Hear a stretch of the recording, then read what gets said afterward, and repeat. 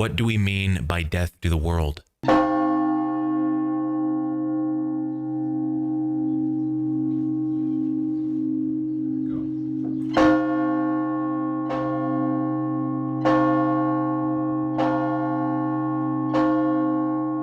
world is the general name for all the passions.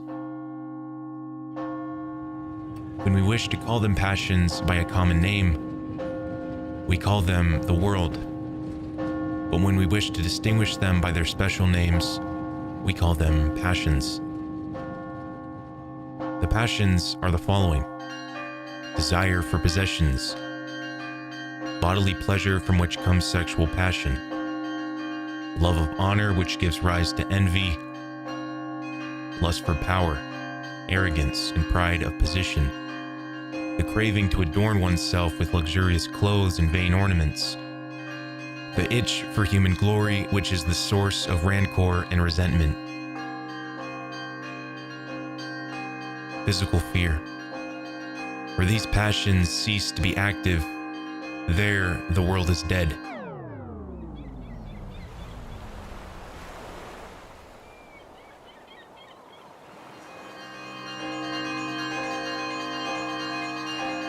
Someone has said of the saints that while alive, they were dead. For though living in the flesh, they did not live for the flesh. See for which of these passions you are alive. Then you will know how far you are alive to the world and how far you are dead to it.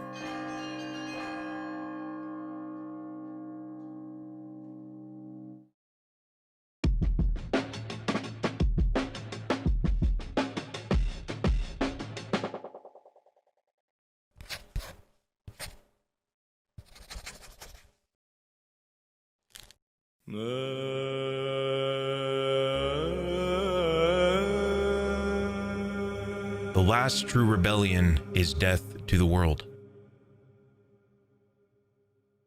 To be crucified to the world, and the world to us.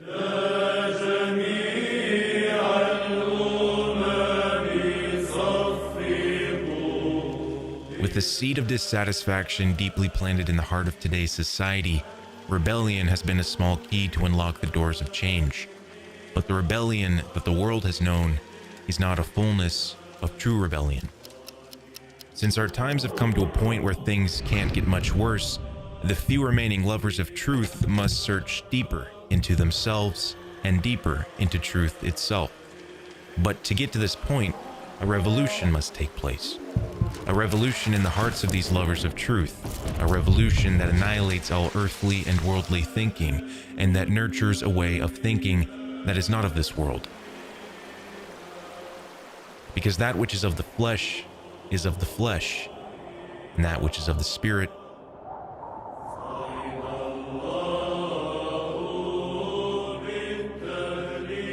There is a grave necessity for this internal revolution, for only by this progress can be made.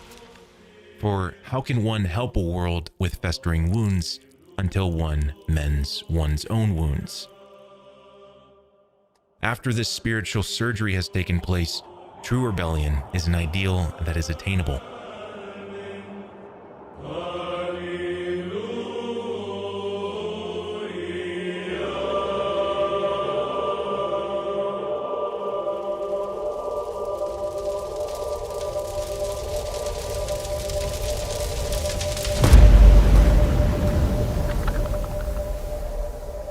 In this age of confusion and destruction, the necessary distinction between good versus evil has been deathly confused. The result of this is a philosophy of nothingness, that no ultimate truth exists, nihilism. There is neither love or hatred, good or bad, life or death. The result of this is a soul-destroying idea that even God does not exist. The natural reaction to all of this is an internal rebellion of the soul, for the soul cannot deny its own existence. At this point, an all-out unseen warfare is fully engaged. In the case of the lover of truth, The rebellion manifests itself externally in a rebellion against this corrupt world. This is good, but there are too many people who just stop at this point. Without searching any further, how can one expect to uncover the answers? True rebellion will stop at nothing in the fight for the good of the world, for the good of others, and for the good of itself in whatever way it manifests itself. It is necessary to wage a revolution in the heart in order to conquer evil with good, so as to have a rebellion in truth. This is the kind of rebellion that must take place, or else it isn't a rebellion at all. I don't know, just more like ready for it, because like we're not living in a stupid fantasy of fancy cars and everything. And just like trying to pretend it's not there, because it is there. We face more reality, I think, than normal people. Mm-hmm. So maybe the world will improve because... It might, I don't know how, but... Because you're I mean, I have don't think... more sense of reality than... Right, I mean, I don't think it'll, like, blow up or something, but I mean, the way it is just... I mean, the way the inflation and everything, I mean, there'll either be a depression or a war or something.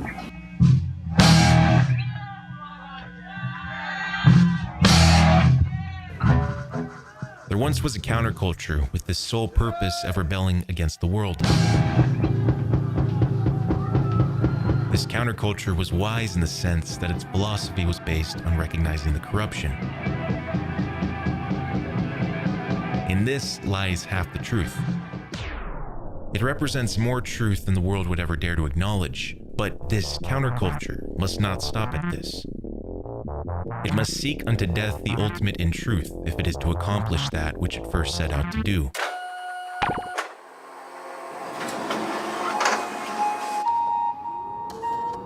To care for and tend to the world's wounds. This counterculture of punk was something that a handful of truth seekers could easily identify with. For it is very clear that the world is coming to a close. To be a true punk is to have nothing to do with that element which kills, hurts, causes pain, but to cauterize the wounds. To be in the world, but not of the world.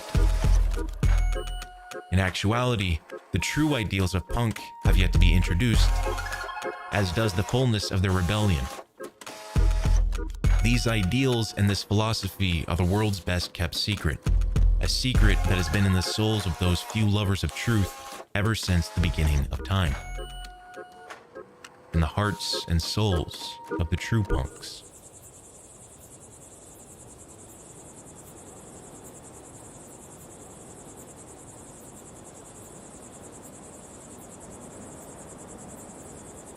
The monks. Monks are those who for thousands of years have rebelled against the corruption of this world by severing all chains that bind themselves to the world.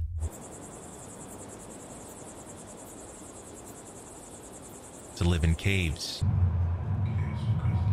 in holes in the ground, and to dwell in deserts.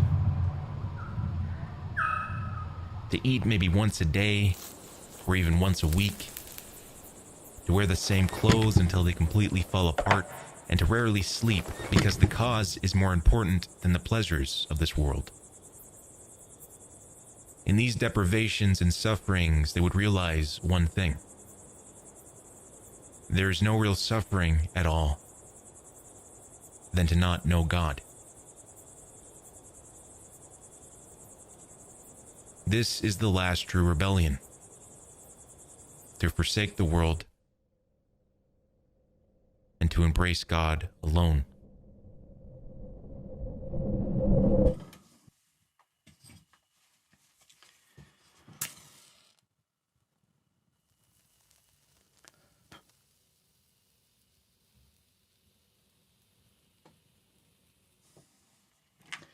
Κύριε Ιησού Χριστέ, για τη λόγια του Θεού ελέησον του αμαρτωλού. Κύριε Ιησού Χριστέ.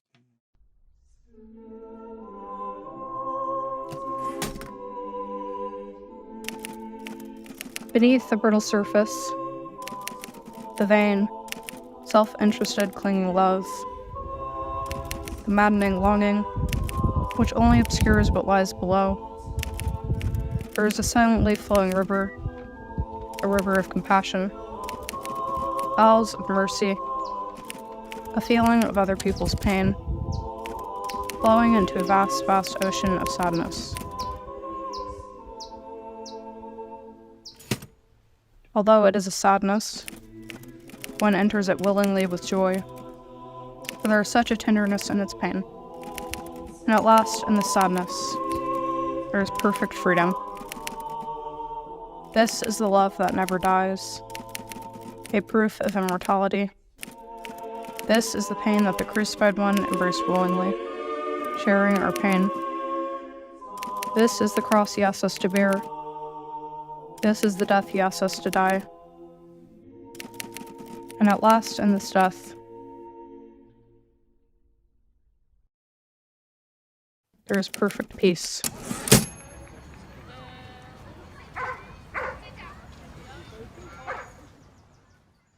You have one unheard message.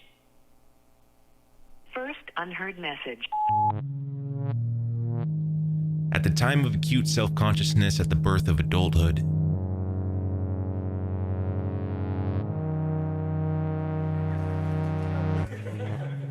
when the soul is still innocent and open, has not been hardened, and the world is a big apple with possibilities that are seemingly limitless, and relationships can seem to be so perfect and so easily perfect, and the soul has just been awakened to the intense sense of personhood, selfhood, and asks, for the first time, the question of who he is and why he's here. The soul is wide open, and it seeks to go beyond itself. The person feels deeply and intensely, having not yet learned to block and hide these feelings which later prove too painful. And he longs to share this feeling, this self-awareness, this intensity, this pain with others, and to feel what others feel. Everything is poured out freely, sometimes too freely. And there is no attempt to guard one's inner world from being trampled on. The child who has never been hit by a car, if he is not told of the dangers, will have no fear of walking into a busy street. However, when the person gets older, as time passes, the perfect soulmate relationships which began so intensely like a wondrous blossoming flower become because there was nothing higher to hold them together. And the seemingly limitless possibilities which present themselves in youth become smaller. One possibility closing itself off after another once one goes further on a certain path, for each person can only take one path at a time. And then occurs what has formerly been feared and rejected. A layer forms on top of the raw person. And it cannot be helped, for pure vulnerability is too painful. Attempt at an answer. At the time of acute self-consciousness and the awareness of the eternal question, why, the person must be able to direct that self-awareness and painful yearning to something higher than himself, to God, who became flesh and suffered as we do. It is not enough to pour this painful yearning out to another person. That may help for a time, but it is not enough for eternity. The human soul seeks perfection, and there is nothing perfect except God. Other human beings, even if they seem perfect at first, always turn out to be imperfect, and that can be a great source of disillusionment. A human being can be a vehicle to reach the end, God, and almost always such a human being is needed. But that person cannot be seen as an end in himself. In our postmodern age, when youth have been denied a knowledge of God, the perfection is usually at first sought in one or usually several human beings. or in unworthy, lesser vehicles, wealth, beauty, fame. Again, one must turn one's painful feelings of self-knowledge and longing to go outside oneself, to God, for only He has the infinite love to meet them. We know God through this very pain. Remembrance of God is pain of heart endured in the spirit of devotion, but he who forgets God becomes self-indulgent and insensitive. No one achieved anything without pain of heart. The inward pain and intensity experienced in adolescence is not only good, it is even vital for the future development of the soul. It's drawing closer to God. It is a moment of truth, and that is why it is so important that these strong feelings, that all or nothing, I won't settle for second best feeling of God-given youthful idealism, be quickly channeled to Him who is not second best, but who is ultimate. If this would happen, more youth of today would turn to monasticism, which is the all or nothing life, not settling for second best, but giving up everything for a higher end, the kingdom not of this world. But there must be strength and backbone in young people to keep alive the flame of their idealistic yearning when all kinds of worldly tares attempt to choke out the newly sprouted seeds. If one channels one's pain, self-awareness, etc. upwards, there is possibility for endless growth in the spirit. However, if one keeps it flowing on a horizontal level, it will lead to stagnation, despair, or selling out. Even if one can keep going, always trying to be intense, real, if there's nothing else than that, he will just keep going around and around and around and around and around and around in circles, not getting anywhere. Life cannot be imbued with meaning simply by attempting to live it intensely.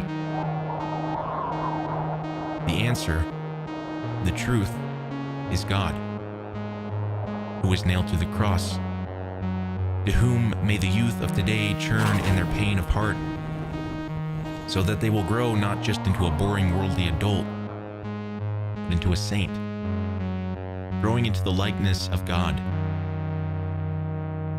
and will continue growing not just into middle or old age, but throughout eternity. In the words of monk Seraphim Rose, a misfit in the modern world who went through years of living hell before finding the way out, Christ is the only exit from this world. All other exits, sexual rapture, political utopia, economic independence, are but blind alleys in which rot the corpses of the many who have tried them. End of message. To delete this message, press 7. To save it in the archives, press 9. To hear more options. Message will be saved for 30 days.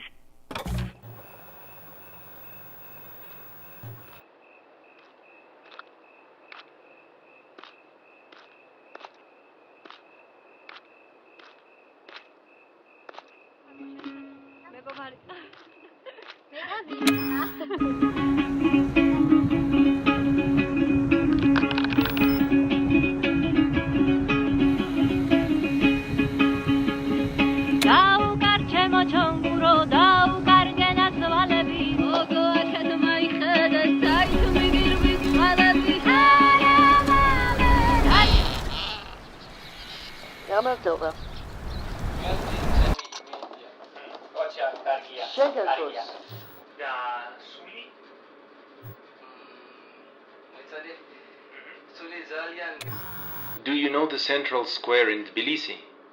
During the demonstration, the government speakers and the speaker's rostrum stood there.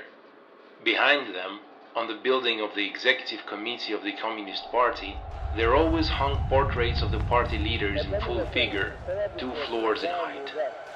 At the peak of the demonstration, when the entire square was packed with people, and while a member of the government was delivering a speech, suddenly the gigantic portrait of Stalin burst into flames.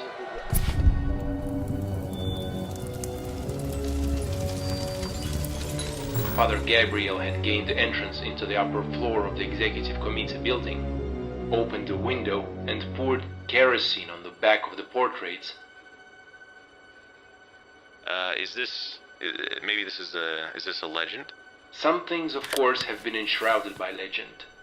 But he burned the portraits. Lenin's portrait burned immediately. Horror came over the square. They all froze from fear and everything became still.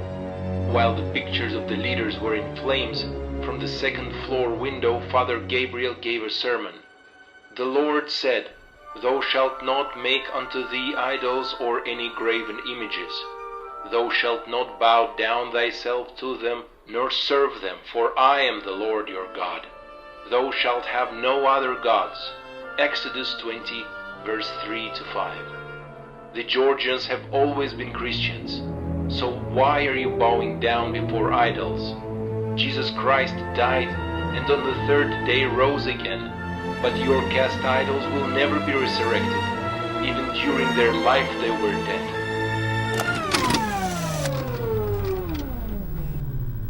Evidently he also said another phrase, and perhaps more. They brought him down. They brought in some fire engines and raised ladders, but when they brought him down, the crowd fell upon him. They kicked him, hit him with rifle butts, flailed him with fire hoses. They screamed, "Let me finish off that louse." How could they, how did they let him, why wasn't he shot? The reason they didn't shoot him is that they carried him off almost like a corpse. His face couldn't be made out. His skull was fractured and there were 17 fractured bones in his body. He lay almost unconscious for a month, but he was treated carefully so that investigations could be conducted. It seemed that they were going to arrange a show trial, but they couldn't even get the condemned man onto a stretcher. He didn't respond to the treatment at all. The entire time he was at death's door, but he didn't die. This is what I was told. I had only just been born at the time. Beyond that, I don't know anything with certitude. Father Gabriel won't speak with anyone about it. Either it dragged on until the Khrushchev amnesties, or they tried for a long time to uncover a conspiracy to get out of him the names of the conspirators. Then, either he was certified as psychologically not responsible for his actions, or they helped him, or it became too unpleasant to the authorities. When within several years they released him, he was suspended from priestly ministry. Not only in the church, but for 10 years' time they wouldn't hire him anywhere. It is fortunate for him that there was a house, that he had a mother, the old woman who opened the gate for you.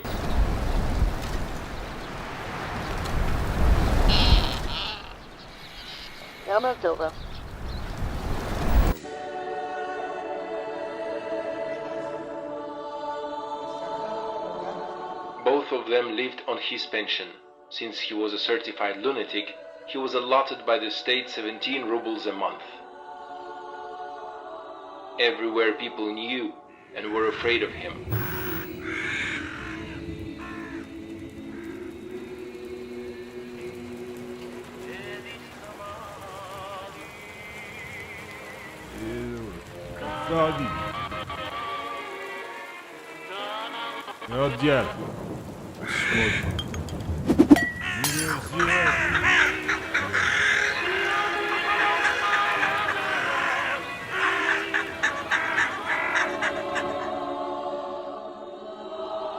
At first he wandered among the villages and was hired to guard the vineyards or to tend the fire in churches.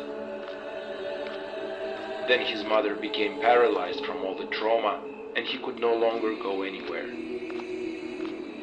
For several years he could be found sitting at the portico of some church with an outstretched hand.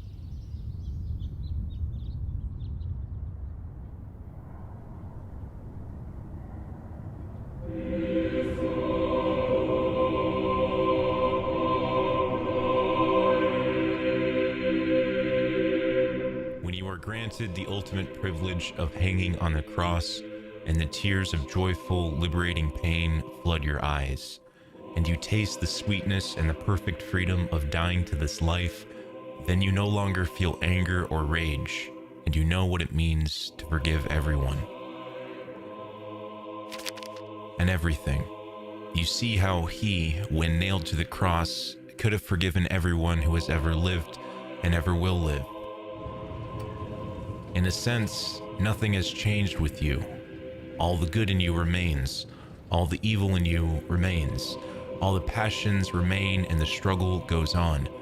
But now, you know. You know that there is nothing more sublime, beautiful, and profound than the cross. Now you know what it means that he spilled his blood for you in agony of pain, which even he was afraid and sorrowful to endure. And when he asks you to drink his blood and eat his flesh, you are ready to shed your blood too, to take up your cross and follow him, to share in what he is, in his ultimate liberating love. A love that is pain, but a pain that is at peace. And a peace that surpasses all understanding. And you see other human beings around you, and you still see their weaknesses. But now you feel such compassion and forgiveness for their failings, as if they were like small children, and you yourself feel like a child. And so you go on, still as the same person, you fall and get up again, but now all the transient things in life are seen as secondary, and you know that they are not everything that your soul truly desires for eternity. And above them stands that transcendent love, the ultimate act of love that the universe had never known before and will never know again. God became flesh, mocked, spat upon, tortured, and crucified by the creatures who he himself formed from the dust, and he suffered it all for their sake.